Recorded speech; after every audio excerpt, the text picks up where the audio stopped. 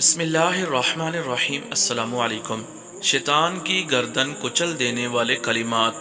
आप सल्लल्लाहु अलैहि वसल्लम के खौफ से सहाबी को बता दिए वो कलिमात जिससे शैतान की चीखें निकल जाती हैं।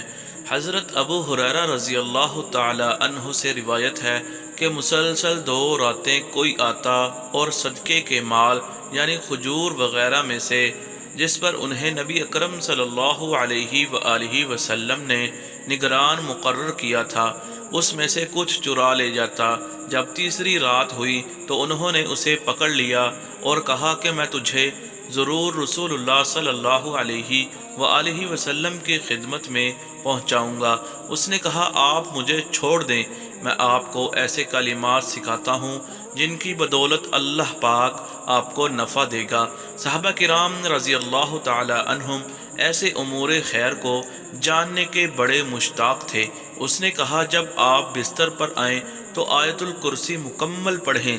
इस आयतुल कुर्सी को पढ़ लेने से अल्लाह की तरफ से तुझ पर एक मुहाफिज मुकर्रर हो जाएगा और शैतान सुबह तक तेरे करीब नहीं फटकेगा। नबी अकरम सल्लल्लाहु अलैहि वसल्लम ने सारा वाक़या सुनकर फरमाया, उसने तुझसे सच कहा, हालांकि वो खुद बड़ा झूठा है, वो शैतान था।